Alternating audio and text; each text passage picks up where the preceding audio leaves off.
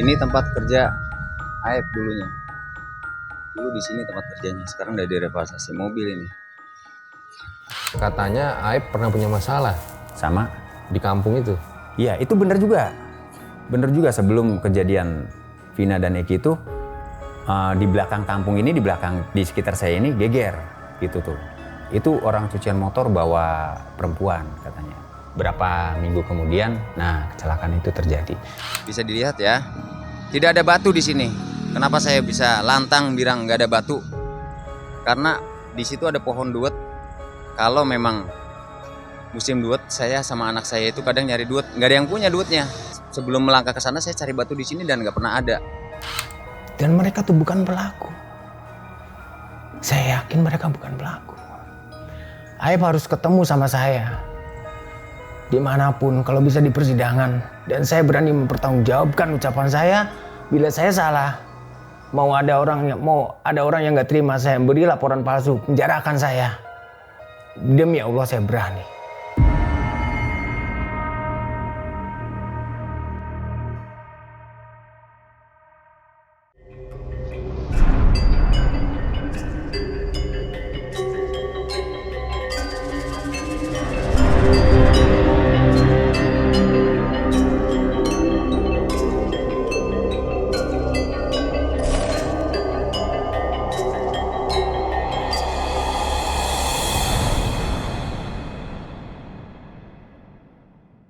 Saksi-saksi baru dalam kasus Vina Cirebon terus bermunculan. Mana yang benar, biarlah nanti pengadilan yang membuktikan. Karena tugas kami hanyalah menyajikan. Hari ini kemarin juga sempat ada seorang narasumber nih yang viral karena dia mempertanyakan dari kesaksian Aep. Halo Mas Ferry. Ya, Kang. Makasih udah jauh-jauh dari Cirebon ya. Iya. Ini lagi viral loh Mas Ferry itu kemarin ya, karena mempertanyakan kesaksian Aep. Betul. Sebenarnya Mas Ferry itu warga asli deket TKP Vina dan Eki. Jadi saya itu tinggal di Cirebon. Tapi karena anak saya sekolah di SMP Negeri 11, sebelum saya pindah itu repot, harus nganter jemput. Jadi kata istri saya itu bilang, pindah aja sekolah. Tempat kita pindah, kita ngontrak sendiri yang deket-deket sekolah SMP Negeri 11. Dapatlah. Sebelum ke tempat baru yang saya tinggal ini, saya tuh sempat di tempat Pak RT. Yang anak-anak nongkrong ini. Cek di situ. Yang biasa anak-anak yang Pak RT ini, itu kan Pak RT rumahnya dikontrakin. Saya lihat situ, kata istri, ada yang ngomong rumahnya angker. Jadi nggak jadi situ. Katanya gitu tuh. Jadi saya pindah ke tempat di belakang SMP Negeri 11. Berarti tinggal di dekat lokasi para terpidana nih? Iya, lingkungannya. Dari tahun berapa? Dari 2015, akhir 2015. Awal deh itu di situ. Berarti dari sebelum kejadian udah lama tinggal di situ, lumayan lah ya? Iya, sebelum kejadian udah tinggal di situ. Sebetulnya 8 terpidana itu kalau menurut Mas Ferry ya, orangnya kayak gimana sih? Kalau sama Ucil-Ucil nggak kenal. Kalau sama Saka nggak kenal. Saya tahu tuh yang wajahnya udah bonyok-bonyok di foto viral itu hanya 3. Itu tuh yang saya inget, namanya juga nggak tahu. Tiga orang itu sering nongkrong di samping rumah Bu Nining itu di depannya. Yang dimaksud nongkrong di rumah, yang dimaksud warung Bu Nining itu warung kantin belakang sekolah. Jadi SMP Negeri 11 ada pintu samping sekarang udah ditutup. Anak-anak SMP ini kalau jajan tuh jajan sekolah tuh. Nah anak-anak nongkrong di warung Bu Nining itu bukan nongkrong di warungnya Bu Nining, tapi di depan warung Bu Nining ada gang. Lalu mereka nongkrong di situ, di jalannya setiap hari di situ. Jadi buat kalian yang nggak tahu maksudnya SMP 11 itu nih, kalau kita tarik garis lurus jembatan yang TKP Vina Eki itu ya, itu kan lurus, ada lampu merah, nanti belok kiri gitu ya? Iya, betul. Nggak jauh dari situ ya? Nggak jauh dari situ. Oke. Betul, seperti itu. Ini bangunan sejak lama dan ini SMP Negeri 11-nya nih. Ingat ya, anak-anak nongkrongnya di sini pas di Rambu. Kita warung titik 2. Nah, ini SMP Negeri 11. Dulu di sini ada warung nih. Nih, di sini ada warung dulunya, tapi bukanya itu sampai sore juga karena dia hanya lagi buat vlog nih. Karena dia lagi jualan itu sampai sore. untuk pekerja-pekerja dan untuk jualan anak sekolah. Berarti hanya kenal 3 orang, itu juga mukanya doang? Iya, kalau sekarang ketemu lagi ya samar-samar panggling. 8 tahun yang lalu. Namanya juga nggak tahu? Nggak tahu. Oke. Namanya nggak tahu. Tapi 8 orang itu kalau misalnya lagi nongkrong, memang bareng-bareng selalu? Iya, mereka kumpulnya di situ. Kadang sampai malam-malam tuh. Saya lewat pakai motor sama anak. Ya mereka berdiri dulu karena nongkrongnya ngalangin jalan. Tapi ya sopan. Gitu. Punten, mangga gitu saya lewat. Saya jalan kaki, mereka pada berdiri. Nggak suka bikin rusuh? Nggak ada. Itu pada bawa motor? Nggak ada motor. Duh. Sumpah, wallahi, demi Allah, bilahi. Tuh saya sampai ngomong begitu. Muslim saya. Nggak ada yang ngasih duit ke saya, nggak ada yang ngasih, ini kamu dibayar nih, nanti cumpain, nggak ada. Bukan asal ngomong sumpah. Di persidangan pun saya berani. Pertanyaannya itu ya, nggak ada yang sering bawa motor, nggak ada. Nah, orang rumah sendiri, mereka kampungnya di situ, bahkan si Sudirman itu di depannya, warung Bu Nining itu ya berdepanan sama rumah Sudirman itu. Oke, berarti nggak ada yang anak geng motor dari 8 orang itu? Make jaket geng motor, lihat atribut geng motor, tidak pernah selama saya di situ. Biasanya kan kalau geng motor gitu ya, dia pasti bawa motor gitu, kadang motornya juga keren-keren kalau nongkrong gitu kan. Harusnya seperti itu, tapi ini nggak ada. Menurut Mas Ferry berarti nggak ada dari 8 orang itu yang geng motor? Bukan, yang Ucil itu. Ucil kan bukan warga situ. Ucil tuh yang mana? Ucil yang banyak tatonya itu. Nggak ada. Gitu loh. Bukan ke-8, tapi kalau Ucil dipanggilnya namanya siapa? Rivaldi kalau nggak salah satu terpidana ini. Ucil nggak pernah nongkrong di situ? Nggak ada. Nggak pernah yang bertato-tatoan kayak gitu, nggak ada. Kalau yang Jadi yang Mas Ferry tahu tuh cuma 7 berarti? Dari 8 terpidana itu yang kenal 7? Iya, yang sering nongkrong, tapi yang sering dilihat 3 orang itu. Oh, Ucil nggak pernah ada di situ nongkrong bareng? Yang nggak pernah ada. Kenapa saya bilang nggak pernah ada? Karena saya tidak pernah melihat anak-anak yang bertato di situ. Ucil kan tatoan badannya. Nggak pernah saya lihat ada yang tatoan gitu tuh. Oke, nah pada saat kejadian gitu ya, Mas Ferry posisi lagi di mana? Lupa pada saat itu. Saya dengarnya kayak masyarakat yang lain aja. Ada kecelakaan, terus viral tuh pembunuhan tuh.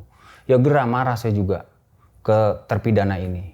Dihukum mati aja gitu tuh kalau bisa. Dulu 2016. Karena kan sering lihat, oh ternyata dia pelakunya. Nggak Awalnya nyangka. mikirnya gitu? Iya, tidak menyangka. Karena kan saya bilang baik tapi di belakang juga kan nggak tahu. Tapi kalau pertanyaannya, mereka geng motor bukan? Bukan. Gitu loh. Saya bisa pastikan itu bukan. Awalnya marah, terus? Marah. Ya seiring waktu berlalu, muncul tuh film Vina Sebelum 7 Hari. Lalu ya saya kayak netizen yang lain aja, biasa lihat handphone gitu loh. Wah Vina lagi viral. Malam-malam saya lihat di salah satu channel YouTube si Aib diwawancara tuh. Puter lagi mas, udah beres nih, udah habis nih durasinya nih. Saya replay lagi dari awal, ulang lagi. Aib beli rokok di warung jam 9:30. Mikir saya tuh, saya juga kan perokok aktif. Nggak ada warung pada saat itu, terus aja. Lalu saya komentar tuh di situ, minta dipertemukan. Allah ngasih jalan, mungkin saya lagi nyari sarapan sama anak itu tuh, ketemu sama Bapak Dedi gitu, ketemu di situ. Saya akhirnya menyuarakan gitu keinginan saya yang pengen dipertemukan sama Aib. Tolong Pak, pertemukan saya sama Aib Pak. Gitu loh, mohon. Jadi muncul pertama kali itu di channel YouTube Deddy Mulyadi? Iya, pertama kali di situ. Itu juga nggak sengaja itu. Dan semenjak saat itu, besoknya itu sebenarnya mau dipertemukan sama si Aib, tapi nggak mau. Siapa yang nggak mau? Aibnya banyak alasan. Udah dihubungin sama tim kreatifnya juga, mau dipertemukan. Akhirnya saya yang diwawancara. Nah ini ada video kesaksian Aib ya, mungkin kita bisa nonton dulu nih guys. Ya. Waktu itu kalau Mas Aib lagi ngapain Mas? Mungkin bisa diceritakan? Lagi di warung, lagi beli rokok, beli jajanan. Mas Aib, pada saat kejadian ini, apa yang kemudian dilakukan oleh pemotor ini terhadap Vina dan Eki yang Mas Aib saksikan? Kalau yang saya lihat itu dia melempari batu terus dikejar. Setelah dikejar, berhubung saya juga takut Bu ya. Ya udah akhirnya saya pulang aja gitu. Nah itu tadi video kesaksian Aib. Gimana menurut Mas Ferry? Ya nggak bener Mas. itu terpidana ini orang-orang yang nggak punya.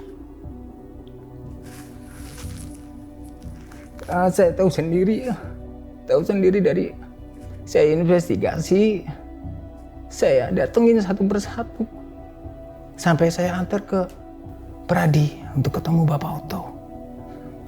Dan mereka tuh bukan pelaku. Saya yakin mereka bukan pelaku. Aib harus ketemu sama saya dimanapun, kalau bisa di persidangan, dan saya berani mempertanggungjawabkan ucapan saya. Bila saya salah, mau ada orang yang nggak terima, saya beri laporan palsu, penjarakan saya. Demi Allah saya berani. Aib juga harus begitu. Aib salah, konsekuensinya ikuti aturan hukum. Gitu. Ini negara hukum, nggak boleh ngerebut hak hidup seseorang. Mereka orang nggak salah. Beneran. Bukan saya membela mereka, nggak ada unsur saudara, nggak ada hubungan darah sama mereka. Saya juga di situ pendatang. Tapi saya tahu persis kehidupan mereka, latar belakang mereka. Itu berarti nganterin semuanya? Orang tua dari terpidana? Semuanya. Saya datangin satu persatu, bahkan dari Peggy juga saya datangin. Apa yang ditemukan pada saat ngobrol sama orang tua para terpidana? Nangis semuanya nangis.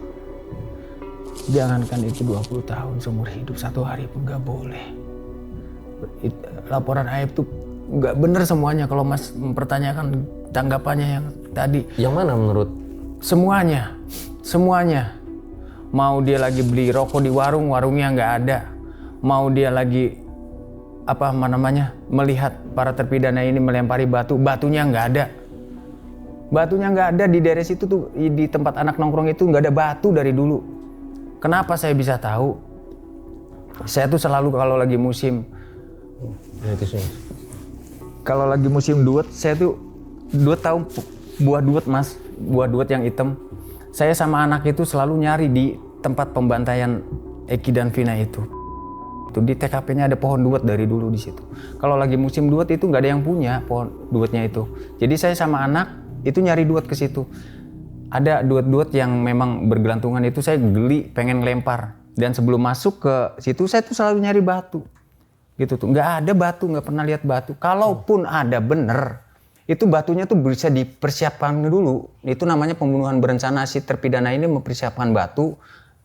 Eki dan Vina lewat jam berapa? Karena kan jalanan sepi malam itu. Bisa dilihat ya. Tidak ada batu di sini. Kenapa saya bisa lantang bilang nggak ada batu? Karena di situ ada pohon duet. Kalau memang musim duet, saya sama anak saya itu kadang nyari duet, nggak ada yang punya duetnya. Dan kalau ada yang gerompot gitu duetnya, kadang dilempar pakai batu. Dan sebelum melangkah ke sana saya cari batu di sini dan nggak pernah ada. Bisa dilihat ya. Bisa dilihat sendiri. Tiap malam di situ sepi Mas jalur itu. Orang naik motor itu ngebut semuanya dari situ. Kalaupun memang mereka merencanakan pembunuhan, mereka bisa mempersiapkan batu. Lewatnya jam 9:30 dilempar, bisa kayak gitu. Kalau memang mereka lagi lewat kecepatan 40 juga dadak nyari dulu batunya Mas. Ini kemana batunya? Kalau Aib bilang si korban dilempari entah dengan apa, masuk akal. Bisa dengan sandal yang mereka pakai, bisa dengan bungkus rokok yang mereka pakai, bisa dengan korek yang mereka bawa. Itu masuk akal. Aib bilangnya pakai batu, batunya nggak ada. Dadak nyari dulu batu. Orangnya udah di depan sana ngarah ke lampu merah ke flyover. Lalu dikejar dan dipepet. Mepetnya di mana, ngejarnya di mana. Makanya harus ada turun ke lapangan bisa merekonstruksi sok gimana kejadiannya. Lempar batu itu di depan SMP sebelah? Iya, arah ke flyover kan, deket tuh jaraknya tuh. Kalau pakai motor nggak sempet ke Uber. Mereka juga harus, ya itu melempari batu itu. Mereka harus nyari batu dulu, motor udah jauh lah, udah ngebut. Beli rokok di warung, warung yang mana? Dulu saya cari warung susah. Iya, makanya di sini saya nggak bilang mana yang salah mana yang benar gitu ya. Makanya ketika ada kesaksian perlu banget tuh nanti diuji di pengadilan gitu ya. Gak Mas apa-apa, Ferry ya. perlu banget. Saya berani mengucapkan, berani apa yang mempertanggungjawabkan ucapan. Berarti kenal juga sama orang tua Sudirman? Orang tua Sudirman setelah Sudirman itu divonis, itu langganan tukang urut istri saya. Orang tuanya profesinya tukang urut? Tukang urut, orang tuanya. Kalau lagi ngurut, kadang saya sebelum Vina 7 hari ya, karena di pikiran saya mereka benar pelaku. Gimana Bu anaknya? Ibunya jawab, nggak pernah besuk, karena kan orang nggak punya. Gitu. Nggak pernah jenguk? Enggak. Jarang gitu tuh, jarang. Karena memang orang nggak punya. Semuanya orang nggak punya di situ tuh. Mayoritasnya kuli bangunan di situ. Wah sok tahu, kadang ada orang ngomong. Makanya kalau memang ada yang bilang meragukan, ada di depannya ada ada warung dulunya. Nggak ada warung, itu tuh warung bukannya siang. Untuk jajanan es, malam nggak ada, sepi di situ. Kalau memang ada yang nggak percaya, nggak usah komentar yang gimana, datang ke lokasi gitu tuh. Langsung lihat ya? Langsung lihat ke lokasi, tanya random lah ke warga yang sekitar, biar tahu. Di tahun 2016, jalanan depan SMP itu sepi, gelap, atau rame, atau terang? Gelap, bias, nggak terang, gelap. Sepi, rame? Sepi ya, sepi banget. Jangankan nongkrong? Nggak ada, jangankan dulu. Sekarang nih Mas kalau ada waktu pulang bareng sama saya ke Cirebon. Ayo kita nongkrong bareng di depan. Mana ada orang. Masih sepi ya? Sepi Mas. Tapi di tahun 2016, itu keadaan gimana? Mencekam kah? Rame geng motor kah? Begal kah? Salah satu teman saya namanya Rijaki Purnomo itu main sebelum kejadian tragedi ini, Vina dan Eki main ke rumah. Pulangnya saya larang. Mau pulang nih saya larang, udah nginep aja di rumah. Karena takut geng motor. Memang lagi situasinya banyak geng motor? Iya. Apa sih yang emang geng motor itu perbuat? Tawuran itu. Bahkan dari tempat saya tinggal pun suara gerungan motor, suara teriakan, suara rasak kayak bambu gitu. Di depan itu teriakan-teriakan, itu banyak. Tapi saya nggak berani ke depan. Setelah hening, sepi, berapa lama kemudian saya baru ke depan dan ada kayu, ada bambu panjang, ada batu. Orangnya nggak ada. Berarti beda sama begal ya? Beda. Dan di situ juga musim begal. Tapi bukan geng motor pelakunya? Bukan. Musim begal juga di situ. Saat itu banyak yang dibegal 2016? juga. Iya, banyak yang dibegal. Oke. Ada beberapa, bukan banyak. Ada beberapa. Ada beberapa kasus lah gitu? Iya, beberapa kasus. Nah kalau kecelakaan tuh di jembatan, Kenapa? banyak nggak terjadi kecelakaan? Sebelum dan sesudah kejadian Yang saya dengar Vina baru. Eki ya? Oh baru? Baru gempar itu. Yang saya dengar. Belum pernah mendengar lagi atau melihat ada kecelakaan di sana ya? Belum lagi. Hingga saat ini. Oke. Nah kalau Aib sendiri kenal? Warga situ juga atau gimana? Enggak. Aib kan yang dipercaya sama yang punya cucian mobil. Aib kerja di situ. Di cucian motor itu.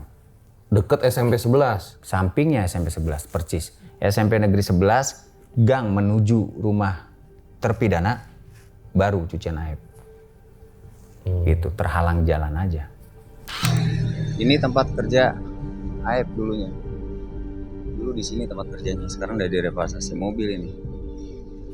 Nggak pernah ngeliat dan komunikasi tuh nggak pernah? Nggak pernah.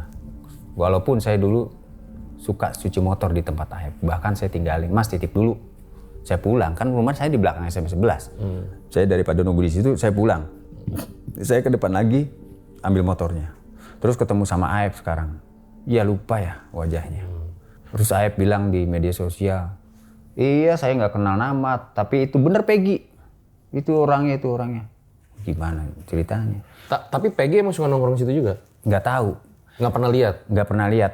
Kalaupun si Peggy nongkrong di situ, itu tetangga desa. Arahnya ke flyover itu. Rumahnya beda? Rumahnya beda, bukan orang situ. Terus Peggy memang dari dulu ikut bapaknya di Bandung gitu loh. Terus saya lihat dari wawancara bapaknya itu memang bapaknya tinggal di Bandung itu dari 2008 atau 2009 di Bandung. Gitu. Dan Peggy di Bandung itu memang dari dulu ikut bapaknya. Kenapa saya tahu? Ya saya investigasi semuanya. Dari Peggy, dari Saka Tatal, dari ke 5 orang tua terpidana ini. Semuanya saya investigasi sama bapak ini. Bapak Dedi, saya manggilnya Bapak. Sama Bapak Dedi. Saya pernah dengar di salah satu media ya, katanya Aep pernah punya masalah Sama? di kampung itu. Iya, itu benar juga. Benar juga sebelum kejadian Vina dan Eki itu di belakang kampung ini, di sekitar saya ini geger gitu tuh. Itu orang cucian motor bawa perempuan katanya. Terus ribut. Udah Orang gitu cucian doang. motor nih siapa? Ya Aep, tapi saya nggak tahu pada saat itu Aep gitu tuh. Orang cucian motor itu bawa perempuan terus ribut di depan. Ya tapi saya nggak mau kepo lah, biarin aja bukan urusan Berarti saya. dulu Saya sempat pikir. Dengar. viral juga. Iya, di tapi nggak belakang. tahu orangnya yang mana. Iya. Setelah berapa minggu kemudian, nah kecelakaan itu terjadi. Dan memang digerebek juga sama anak-anak ini izin dulu kan ke RT RW. Bukan asal main hakim sendiri. Mereka manggil tertua setempat itu Pak RT untuk menyaksikan. Dan perempuannya ada di dalam. Berarti dulu di 2016 nggak muncul sebagai saksi ya, Siapa? Mas Ferry? Enggak, kan boomingnya itu mereka dibunuh. Dan saya percaya itu. Makanya kan banyak netizen yang nanya nih, kenapa sih Mas Ferry baru muncul? Karena pada saat itu percaya kalau mereka dibunuh. Iya, karena percaya dulu mereka pelakunya. Sekarang Karena mendengar kesaksian Aib itu bohong. jadi meragukan. Bukan meragukan lagi, bohong. Bukan meragukan, bohong. Kalau untuk pribadi saya ya, bukan meragukan, bohong.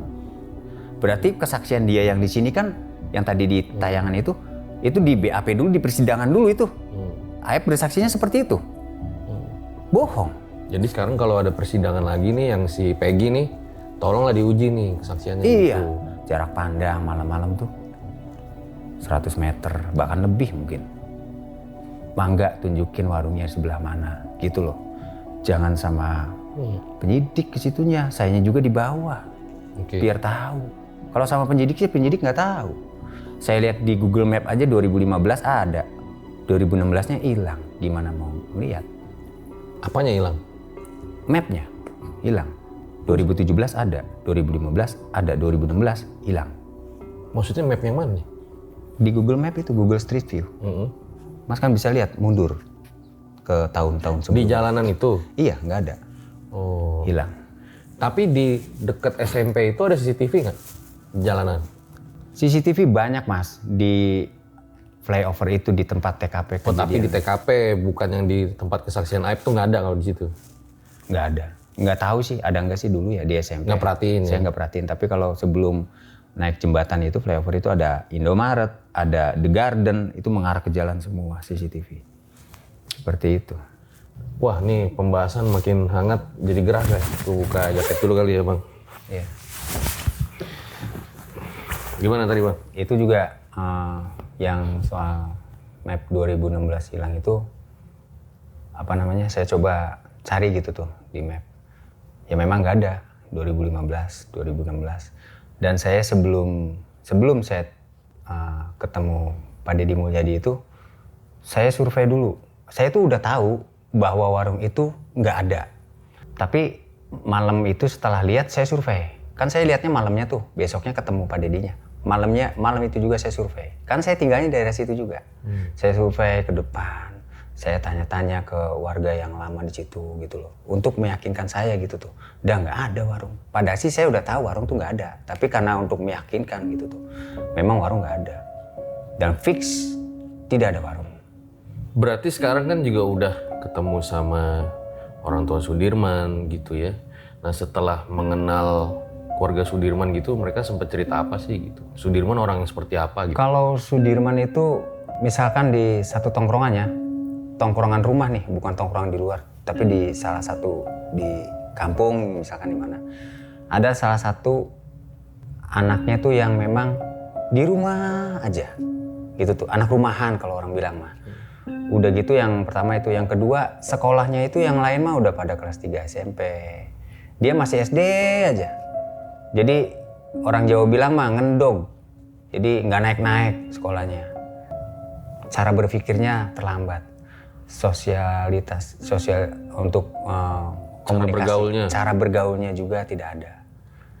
Apa orang seperti itu ikut geng motor? Kan enggak. Jadi mohon maaf nih, Sudirman bertahun-tahun nggak naik kelas. Iya. Tahu dari mana? Maknya. Dari warga-warga kampung situ. Wah, jangan katanya, harus tahu sendiri. Dah, masa mereka bohong. Dan memang kenyataannya begitu. Gitu. Bisa dicek itu ke sekolahnya ya? Silahkan cek. Sudirman itu orang tuanya Peggy bilang SD-nya berteman sama Peggy. Satu sekolah? Iya, salahnya di mana? Pompongan, Pelandakan, Saladara, Majasem, tumpah ruah anak-anaknya banyak sekolahnya di Pelandakan 1. Anak saya sekolahnya di Pelandakan 1. Jadi wajar kalau mereka SD-nya ketemu. Gitu loh. Teman SD-nya Peggy. Dan kalau Mas Ferry lewat gitu, Sudirman berarti nggak ada di tongkrongan? Yang suka nongkrong bareng itu tuh? Nggak ada. Makanya si Sudirman gitu. Nggak ada. Orangnya jarang keluar. Yang keluar tuh yang 3 itu. Yang pertama yang tinggi, hitam. Terus yang agak gemuk badannya. Ada 3 yang saya ingat tuh. Yang sering lihat di tongkrongan itu 3 orang itu.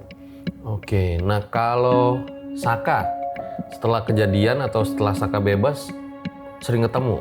Nah, saya kan suruh nyari narasumber sama Pak Deddy tuh. Makanya saya tahu semua gitu tuh. Karena tugas saya sama Bapak itu cari narasumber sebaik-baiknya, sedetail-detailnya yang berhubungan dengan kasus ini. Akhirnya saya ketemu Saka, jadi tahu semua. Ternyata rumahnya Saka itu setiap saya sholat Jumat, ya saya lewat rumah Saka. Jalan kaki gitu tuh. Jadi tempat saya belakang rumah, terus ya beda RT sih, udah beda RT, tapi lewat rumahnya Saka. Seperti itu. Sempet ngobrol sama Saka? Sempat ngobrol, sempat. Nggak di TV aja, nggak di layar kamera aja dia ngobrol kayak gitu. Kita ngobrol tanpa kamera juga dia begitu. Begitu tuh gimana? Logatnya, terus kayak ada trauma yang mendalam gitu tuh. Jadi lemot gitu tuh. Kalau diajak ngobrol lemot. Nanyanya sekarang gitu tuh, jawabnya nanti. Ngisep rokok dulu, 2 isep, baru dia jawab seperlunya. Nggak banyak ngomong, diem. Padahal nggak ada kamera, nggak ada apa, kita ngobrol aja.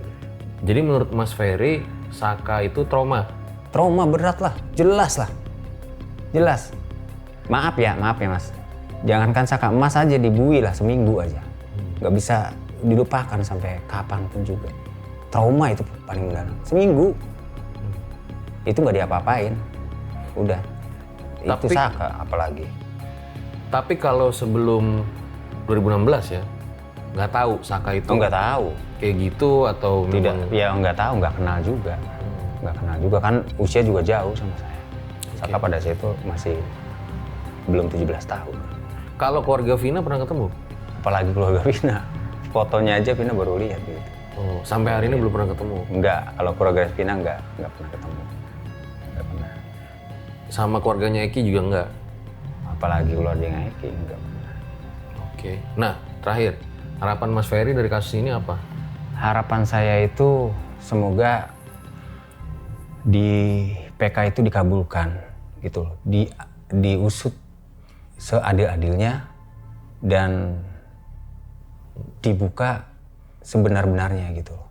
Jangan ada lagi intimidasi, jangan ada lagi kekerasan. Biar citra Polri juga di masyarakat juga tetap mencintai Polri gitu loh. Agar kasus ini terang benderang, mangga. Kalau memang si Aep bisa membuktikan kesaksiannya itu benar ke 7-8 terpidana ini termasuk Peggy, silahkan mereka hukum. Mereka hukum. Gak masalah juga kalau mereka ternyata 8 ya, orang nggak masalah itu salah. memang harus dihukum. Memang udah jadi tanggung jawab mereka membunuh, ruda paksa, menganiaya, bahkan menyebabkan kematian. Wajib.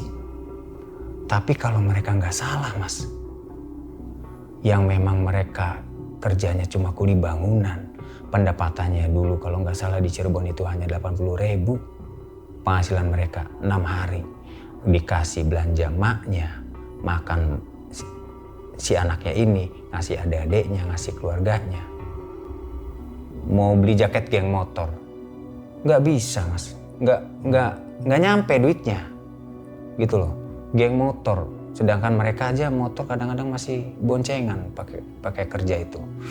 Kenapa Aep bisa hafal motor-motor mereka di luar kepala. Lah mereka berangkat kerja itu pulang berangkat kerja lewat bengkelnya Aep. Jadi kalau Aep ditanya dalam kegelapan, mereka pakai motor apa? Ya benar semua, ada Vixen, ada Beat misalkan, ada Satria Fu, ada Karisma, ada ini di luar kepala. Karena yang Aep jawab itu yang Aep lihat sehari-hari kendaraan mereka. Disurvei, dilihat kendaraan terpidana, ya benar pakai motor itu. Jadi bukan Aep lihat di kegelapan ada motor ini, bukan. Karena si Aep itu ngelihat para terpidana ini setiap harinya sama kakaknya, nggak tahu abangnya, nggak tahu siapa, berangkat kerja, entah dia mau kemana, lewat bengkelnya Aep, pakai motor itu, nggak ganti-ganti.